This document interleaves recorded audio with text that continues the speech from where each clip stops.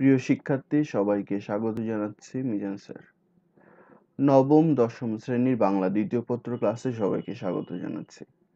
আমরা পড়ছিলাম সন্ধি। সন্ধি নিয়ে আমি তোমাদেরকে এ পর্যন্ত 3টি ক্লাস নিয়েছি। এটি তোমাদের চতুর্থ ক্লাস। আমরা প্রথম দুটি ক্লাসে আমরা পড়েছিলাম স্বরসন্ধি এবং দ্বিতীয় দুটি ক্লাসে অর্থাৎ গত ক্লাস এবং আজকের ক্লাস মিলে পড়বো আমরা হচ্ছে ব্যঞ্জন সন্ধি এবং তারপরে আমরা পড়বো বিসর্গ সন্ধি। বিসর্গ সন্ধি ব্যঞ্জন সন্ধির একটি অংশ। তো আমরা হচ্ছে একটু দেখি যে আমরা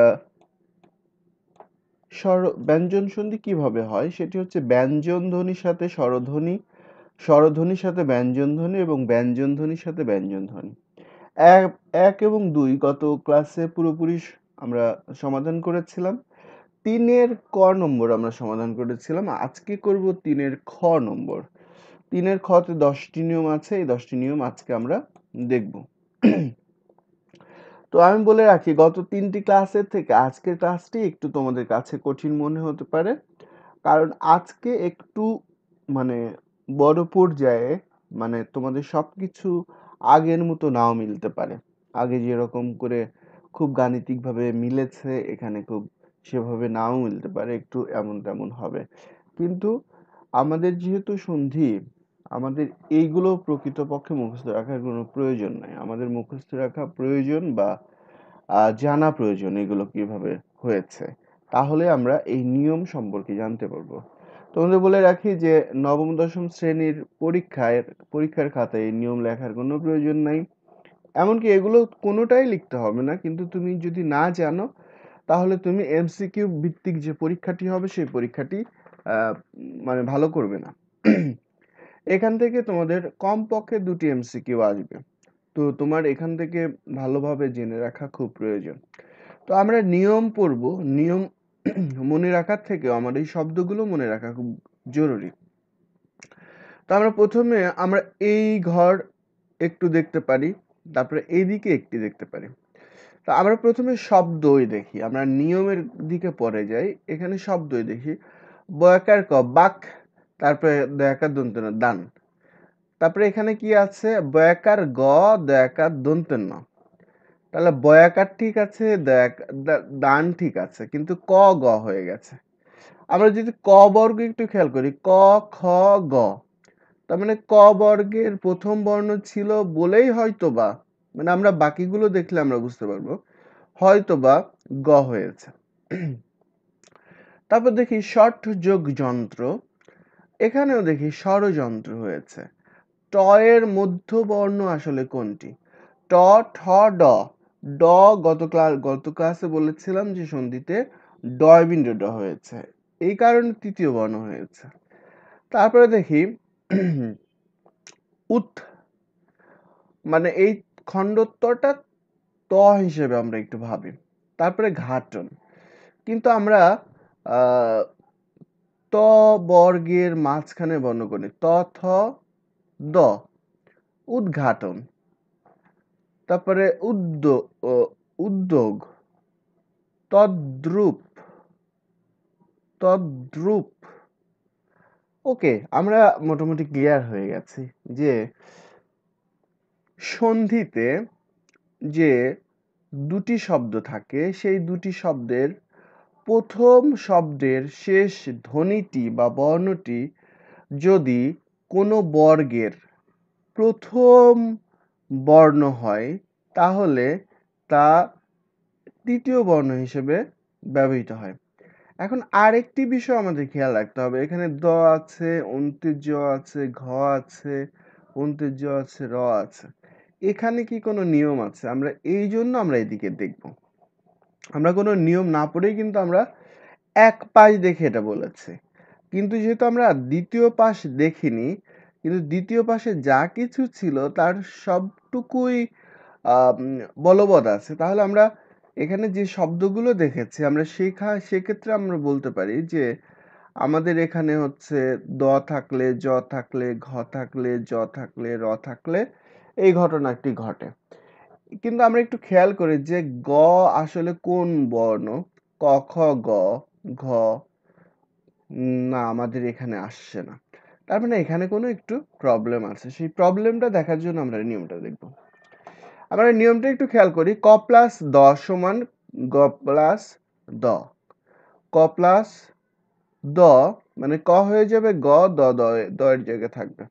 মানে ফাংশনালি এরকম থাকলে, এই দুটির মতো থাকলে, অথবা এরকম থাকলে, অথবা এরকম থাকলে, অথবা এরকম থাকলে, অথবা এরকম থাকলে। এবার আমরা একটু নিয়মটা একটু খেয়াল করি। বর্গীয় প্রথম ধ্বনির, বর্গীয় মানে ক, চ, ট, ত, প, এই পাঁচটির যে কোনো একটি। বর্গীয় প্রথম ধ্বনির পর যে কোনো বর্গের তৃতীয় বা চতুর্থ ধ্বনি, তার মানে দ হচ্ছে ত, থ, দ, মানে এই বর্গের হচ্ছে ত বর্গের তৃতীয় ধ্বনি, যে কোনো বর্গের তৃতীয় ধ্বনি বা চতুর্থ ধ্বনি, মানে তৃতীয় ধ্বনি হতে পারে, চতুর্থ ধ্বনি হতে পারে। এর বাইরে অন্ত্যেজ এবং র থাকলে বর্গের প্রথম ধ্বনিগুলো নিজস্ব বর্গের তৃতীয় ধ্বনি রূপে উচ্চারিত হয়। মানে এখানে আমার তৃতীয় ধ্বনি হবে নিজের বর্গের, অন্য বর্গের আসবে না, কিন্তু এখানে অন্য বর্গের আসতে পারে। তাহলে আমরা এটা সম্পর্কে ক্লিয়ার হলাম। আমরা 2 নম্বরে চলে যাই। অনেক ছোট মনে হতে পারে তোমাদের কাছে যে স্যার এটা তো খুবই ছোট্ট, কিন্তু আমার কাছে এটাকে অনেক কঠিন মনে হয়। সেটা হচ্ছে আমরা দেখি যে এখানে আসলে কি ঘটে। দিক নির্ণয়, আমরা এখানে দেখছি দিক নির্ণয়, নির্ণয় আছে ক, গ হয়ে গেছে। এটার বিপরীতে আমরা আবার আরেকটি শব্দ বলছি দিং নির্ণয়, দিং নির্ণয়। তন্মধ্যে মানে তন্মধ্যে মানে এখানে একটা ঘটনা ঘটছে, একটা নাসিক্যের ব্যাপার সম্ভবত আসছে। তাহলে আমরা একটু নিয়ম খেয়াল করতে পারি। সেটা হচ্ছে ক প্লাস ন, ত প্লাস ম। ন এবং ম দুটি কিন্তু নাসিক্য, আর এগুলো একেবারে শুরুর বর্গের শুরুর বর্ণ। তো এক্ষেত্রে ন এবং ম, নয় এবং ম এর মতোই থাকে, কিন্তু ক, গ, উর মতো হয়। গ অথবা, আমি এটা একেবারে বলবো না, গ অথবা উর মতো হয়। এবং ত, দ অথবা দন্তের নর মতো হয়। তাহলে কি ঘটে আসলে? নিয়, উ নিয়, তারপরে মূর্ধন্য দন্তের ন ম, এগুলো সব নাসিক্য। এরপরে মানে ম পরে থাকলে, মানে এগুলো যদি পরে থাকে, এই জায়গায় থাকে, পরে থাকলে পূর্ববর্তী অঘোষ অল্প প্রাণ স্পর্শধ্বনি সেই বর্গের ঘোষ স্পর্শধ্বনি কিংবা নাসিক্য ধ্বনি উচ্চারিত হয়। মানে অঘোষ ঘোষ হয়, অঘোষ ঘোষ হয়। অল্প প্রাণ হয়তো বহু প্রাণ হয়, কিন্তু অঘোষ ঘোষ হলেই অল্প প্রাণ বহু প্রাণ হওয়ার সম্ভাবনা থাকে। এখানেও সেই ঘটনাটি ঘটছে।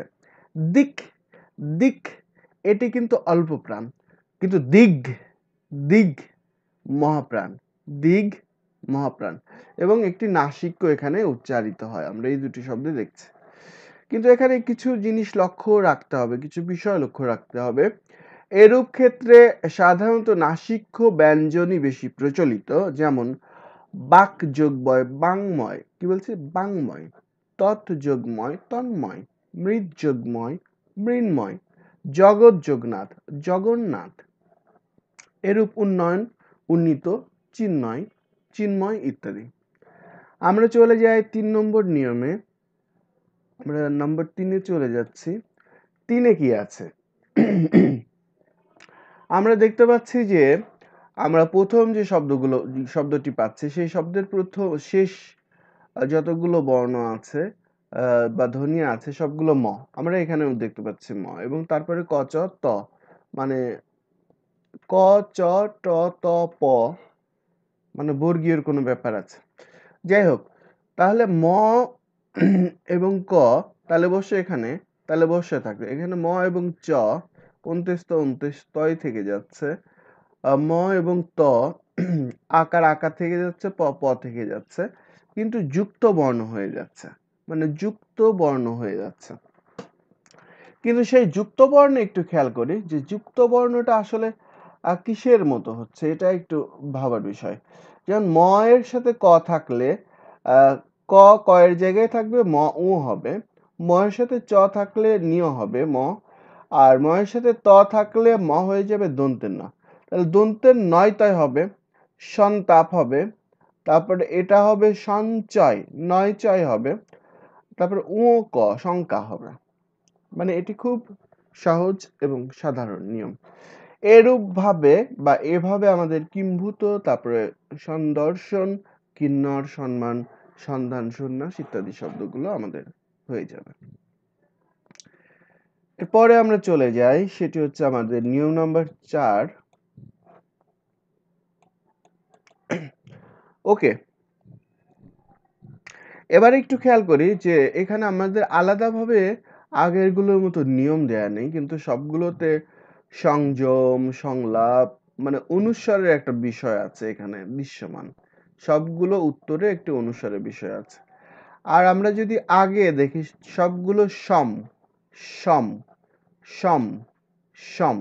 ওকে, তারপরে যে কোনো কি ঘটনা ঘটেছে, তাহলে ম, যেমন খেয়াল করি যে আমরা এই নিয়ম পরে পড়ি, আমরা একটু খেয়াল করি সম শয়, শয় ঠিক আছে, ময়ের জায়গা অনুস্বার হয়েছে। বাদ ঠিক আছে, ময়ের জায়গা অনুস্বার হয়েছে। বাকিগুলো কি তাই হয়েছে? রক্ষণ ঠিক আছে, ময়ের জায়গা অনুস্বার হয়েছে, ময়ের জায়গা অনুস্বার হয়েছে। এখানেও ময়ের জায়গায় অনুস্বার হয়েছে, ময়ের জায়গায় অনুস্বার হয়েছে, ময়ের জায়গায় অনুস্বার হয়েছে। তাহলে কি হয় আসলে? ম এর পর অন্তঃস্থিত ধ্বনি অন্তেজ্য র, ল, ব কিংবা তালব্য স, মূর্ধন্য ষ, দন্তের স, হ থাকলে ময়স্থলে অনুস্বার হয়। এটা আমরা মুখস্থ রাখতে পারি, কিন্তু আসলে এরকম ঘটনা ঘটলে এরকম ঘটনা ঘটবে, এরকম ঘটনা ঘটলে এরকম ঘটনা ঘটবে। এই নিয়মটি আমরা যে 4টি নিয়ম পড়েছি তার মধ্যে সবচেয়ে সহজ। এই নিয়মটি 4টি নিয়মের মধ্যে সবচেয়ে সহজ। এরপরে আমরা চলে যাই 5 নম্বরে। 5 নম্বরে আমরা দেখি যে চ বর্গীয় জ, আর কোনো নিয়ম নেই। চ বর্গীয় জ দন্ত্য ন ছিল, এখানে নিয় হয়েছে, তাহলে কি ঘটনা ঘটেছে? আবার এখানে যদি আমরা একটু খেয়াল করি যে মানে এটা আমরা সহজে বুঝতে পারবো, যেমন যজ্ঞ, যজ্ঞ, যজ্ঞ, যজ্ঞ, যজ্ঞ, যজ্ঞ। তাহলে আসলে কি ঘটে এখানে আমাদের একটু খেয়াল করতে পারে। চ ও বর্গীয় জয়ের পর নাসিক্য ধ্বনি তালব্য হয়, নাসিক্য ধ্বনি তালব্য হয়।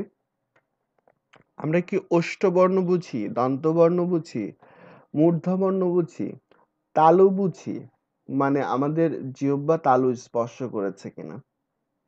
মানে যজ্ঞ, যজ্ঞ, রাজ্ঞী, রাজ্ঞী, রাজ্ঞী। তো এটি নির্ভর করে পুরোটা তোমাদের হচ্ছে উচ্চারণের উপরে। মানে তোমার উচ্চারণ সুবিধা কিরকম আছে সেটির উপরে নির্ভর করে, যেটি উচ্চারণের উপরে নির্ভর করে। তো এটি দিয়ে আমরা হচ্ছে আরেকটি কথা বলতে পারি, সেটি হচ্ছে এগুলো কিন্তু যুক্ত হয়ে যায়, এগুলো যুক্ত হয়ে যায়, এগুলো মাথায় রাখবা, যুক্ত হয়ে যায়। মানে আমাদের এখানে যেহেতু তালব্যর কথা বলা হয়েছে, তার মানে এখানে ধ্বনির উচ্চারণ স্থান গুরুত্বপূর্ণ। মানে এই উচ্চারণ স্থান অনুযায়ী আমাদের এই 3টি শব্দ উচ্চারিত হয়েছে, এটি মাথায় রাখতে হবে।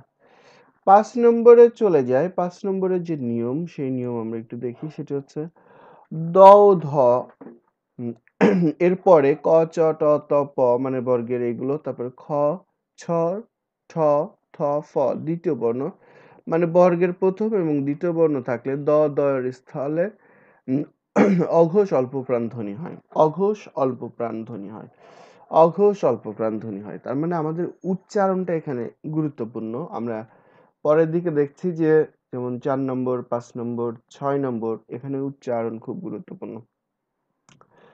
তদ, আমরা অবশ্য কোনো নিয়ম না জানলেও তদ এবং খুদ থাকলে কি হয় আমরা এটা জানি সবাই, সেটা হচ্ছে খুদ পিপাসা, খুদ পিপাসা তৎকাল, খুদ পিপাসা তৎকাল। আমার কোনো কিছু জানা যায়, যেমন হৃদকম্প, তারপরে তৎপর, তত্ত্ব, তত্ত্ব। এখানে কোথা থেকে কি হয়েছে এটি না জেনেও আমরা এটা আনসার করতে পারবো। কিন্তু তারপরে আমাদের নিয়মগুলো একটু জেনে রাখা দরকার। দ, ধ পূর্বে রয়েছে, তারপরে এই যে আমাদের ত রয়েছে। এই ঘটনা থাকলে দ, ধ স্থানে অঘোষ অল্পপ্রাণ ধ্বনি হয়। কিন্তু অঘোষ অল্পপ্রাণ ধ্বনিটা আসলে কোন ধ্বনি সেটা বলা হয় নাই। কিন্তু আমরা অঘোষ অল্পপ্রাণ ধ্বনি বলতে এই খণ্ডত্বকে আমরা বুঝে থাকি। ৭ নম্বর নিয়মে আমরা চলে যাই। নিয়ম নম্বর 7। এটি আরো ছোট, দুটি মাত্র শব্দের ফাংশন। আমাদের দুটি মাত্র শব্দকে আমরা ভাঙতে হবে। তো একইভাবে দ খণ্ডত্ব হয়ে যাবে, বিপদ, বিপদ সংকুল, বিপদ সংকুল, বিপদ সংকুল হয়ে যাবে। দ কিংবা ধ এর পরে দন্তেস্ব থাকলে দ, ধ স্থলে অঘোষ অল্পপ্রাণ ধ্বনি হয়। তাহলে ঘোষ এবং অঘোষ এই জিনিসটি জেনে রাখা তোমাদের জন্য খুব জরুরি। ঘোষ কাকে বলে, অঘোষ কাকে বলে, অল্পপ্রাণ কাকে বলে, মহাপ্রাণ কাকে বলে, এই জিনিসটি তোমাদের একটু জেনে রাখা প্রয়োজন। এটি যদি তোমাদের জানা না থাকে তাহলে তোমাদের জন্য একটু হলেও কঠিন হয়ে যায়। তো বাংলা যে বর্ণমালা রয়েছে সেই বর্ণমালার হচ্ছে যে স্ট্রাকচার, সেই স্ট্রাকচারটা তোমাদের ভালো করে খেয়াল রাখতে হবে যে কোনগুলো ঘোষ ধ্বনি, কোনগুলো অঘোষ ধ্বনি। যেমন আমি যদি বলি সেটি হচ্ছে ঘোষ ধ্বনি হচ্ছে প্রথম বর্গের প্রথম দুটি বর্ণ, যেমন ক, খ, গ, ঘ, ঙ। এর মধ্যে ক, খ হচ্ছে ঘোষ ধ্বনি, সরি অঘোষ ধ্বনি, এবং ঘোষ ধ্বনি হচ্ছে গ, ঘ, ঙ। তাহলে বর্গের প্রথম দুটি ধ্বনি আমরা যদি একটু লিখে দেখাতে পারি, একটু লিখে দেখাই। ঘোষ কোনগুলো আমরা লিখলাম, ঘোষ,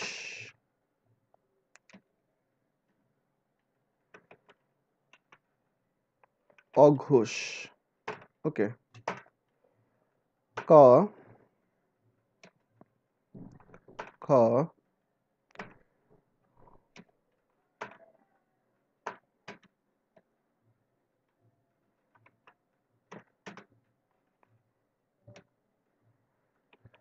ওকে। আমরা প্রথম দুটি ধ্বনিকে হচ্ছে অঘোষ, সরি, প্রথম দুটি ধ্বনি হচ্ছে অঘোষ,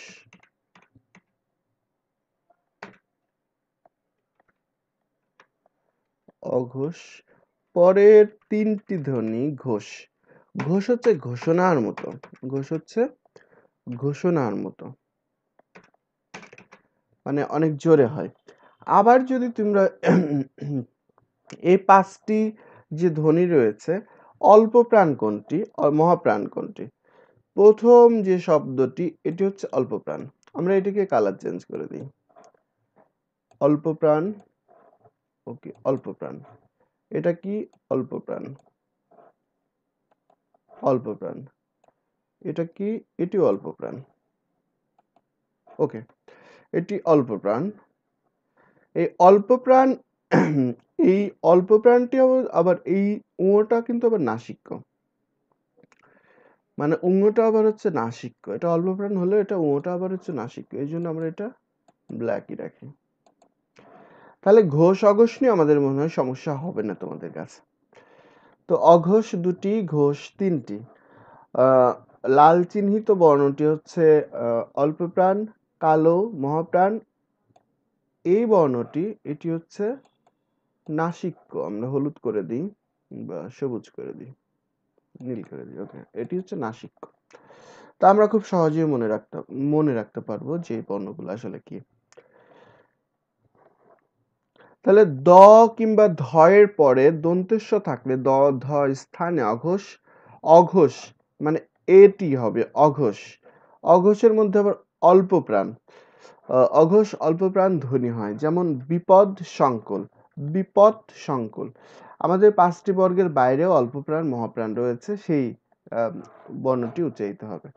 তৎ প্লাস সম, তৎসম, এখানে আমরা দেখছি একই নিয়ম।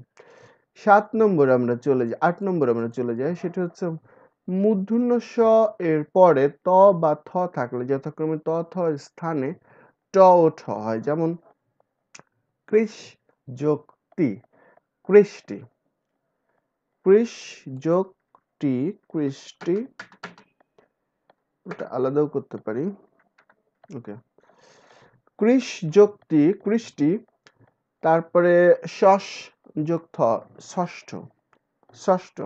তাহলে প্রথমে স রয়েছে, মানে প্রথম বর্গের প্রথম শব্দের শেষ বর্ণটি মূর্ধন্য ষ রয়েছে, এবং পরে ত বা থ রয়েছে। প্রথমটাই ত রয়েছে, পরেরটাই থ থাকলে যথাক্রমে তথ স্থানে ট বা ঠ হয়। তো এখানে আমরা দেখলাম প্রথমটাই ট হয়েছে, পরেরটাই ঠ হয়েছে, আগের বর্ণটি একই রকম রয়েছে। ওকে, ত এর জায়গায় ট হবে, থ এর জায়গায় ঠ হবে। এটি ছিল ৮টার মধ্যে সবচেয়ে সহজ নিয়ম। ৯ নম্বরে আমরা চলে যাই, বিশেষ নিয়মে সাধিত কতগুলো সন্ধি। তো বিশেষ নিয়ম আর ১০ নম্বরে আমরা বলি সেটি হচ্ছে নিপাতনে সিদ্ধ। এখানে আমরা দুই রকম করে বলবো। তো বিশেষ নিয়মে সাধিত কতগুলো সন্ধি, মানে যেমন উৎ যোগ স্থান, উত্থান সমযোগকার সংস্কার, উৎ যোগ স্থাপন, উত্থাপন সমযোগকৃত সংস্কৃত, পরিযোগকার পরিষ্কার, এরূপ বাকি দুটি শব্দ এভাবে হয়েছে। এই নিয়মগুলো আগের যে ৮টি নিয়ম সেটির কাছাকাছি কিছু নিয়মের সাথে ছিল। যেমন ম থাকলে আমরা দেখেছিলাম কি হয়, কিন্তু মানে এখানে যেটি ঘটেছে, আমি সেই নিয়মটি তোমাদের একটু দেখালে তোমরা ক্লিয়ার হবে। এই যে ম থাকলে আমরা বলেছিলাম সরাসরি অনুস্বার বসে দিবে, তারপরটি সরাসরি তাই থাকবে, মানে সংহার। আমি এটিকে কপি করে এখানে নিয়ে যাই। ওকে, কেন আমরা বলছি এটা বিশেষ নিয়ম সেটাও তোমাদের ভালো করে বোঝা দরকার। তো ওইখানে আমরা যে শব্দটি দেখেছিলাম সেটা হচ্ছে সংহার। একটু খেয়াল করো যে হার, পুরোপুরি হার আছে, যেমন এই শব্দটি তোমরা খেয়াল করো, তো এবং এই শব্দটি খেয়াল করো, দুটি সম, এটা কৃত আর এটা হচ্ছে হার। তাহলে সংকৃত হওয়ার কথা ছিল, কিন্তু সংস্কৃত হয়েছে। অর্থাৎ এই বিশেষ নিয়মটি এখানে ঘটেছে, এই বিশেষ নিয়মটি এই জায়গাটা ঘটেছে, এই জায়গাটা আমার পরের জায়গার সাথে মিলছে না। এই জন্য আমরা বলছি এখানে হচ্ছে বিশেষ নিয়মে যেটা ঘটেছে সেটি হচ্ছে এই জায়গাটা, এবং প্রত্যেকটার ক্ষেত্রে এই জায়গাটা হচ্ছে বিশেষ নিয়মটা আমাদের ঘটেছে। প্রত্যেকটির ক্ষেত্রে এই জায়গাটা আমাদের বিশেষ নিয়ম ঘটেছে। তাহলে এটির সাথে এটির পার্থক্য কি আমরা বুঝে গেলাম। তারপরে হচ্ছে আমরা 10-এ চলে আসি, ভাগ করে দেওয়া ভালো। 10 নম্বরে আমরা চলে আসবো একেবারে শেষ নিয়ম, আজকের ক্লাসের শেষ নিয়ম, সেটা হচ্ছে নিপাতনে সিদ্ধ সন্ধি। যেমন নিপাতনে সিদ্ধ মানে কোনো নিয়ম মানে না। আগে 9 নম্বরটা নিয়ম মানে না, কিন্তু 9 নম্বরটা আসলে অনেকগুলো নিয়মের সমষ্টি। ওইগুলো দিয়ে আমরা হচ্ছে আলাদা আলাদা নিয়ম বানাতে পারতাম, কিন্তু এত নিয়ম বানানোর প্রয়োজন নেই, এই জন্য আমরা হচ্ছে এগুলো নিয়ম আলাদা করে দিয়েছি। তো যেমন আযোগ চর্য, আশ্চর্য, গোযোগ পদ গ্রস্পদ, বনযোগ পতি বনস্পতি, বৃহৎযোগ পতি বৃহস্পতি, তৎযোগ কর তস্কর, পরযোগ পর পরস্পর, মনসযোগ ঈশা মনীষা, ষট যোগ 10 ষোড়শ, 1 যোগ 10 একাদশ, পতথ যোগ অঞ্জলি পতঞ্জলি। এইগুলো ছিল ইত্যাদি, এগুলো আমাদের হচ্ছে নিপাতনে সিদ্ধ সন্ধির উদাহরণ। তো আমরা একেবারে খুব শেষ পর্যায়ে চলে আসছি প্রিয় শিক্ষার্থী। তোমরা বাসায় থাকো, সাবধানে থাকো। করোনা বেশ কয়েকদিন ধরে খুব সংকটের তৈরি করেছে আমাদের মধ্যে। তোমরা বাসায় যথাসম্ভব থাকার চেষ্টা করো, বাসা থেকে বের হও না। তো এই কামনা করি। আমরা হচ্ছে পরবর্তীতে ক্লাস নিব হচ্ছে তোমাদের হচ্ছে ব্যঞ্জন সন্ধির আরেকটি রূপ হচ্ছে বিসর্গ সন্ধি। তো বিসর্গ সন্ধির মাধ্যমে আমাদের ক্লাস শেষ হয়ে যাবে। বিসর্গ সন্ধির মাধ্যমে আমাদের সন্ধ্যের ক্লাসটা শেষ হয়ে যাবে। পরবর্তীতে আমরা অন্য কোনো টপিক ধরবো।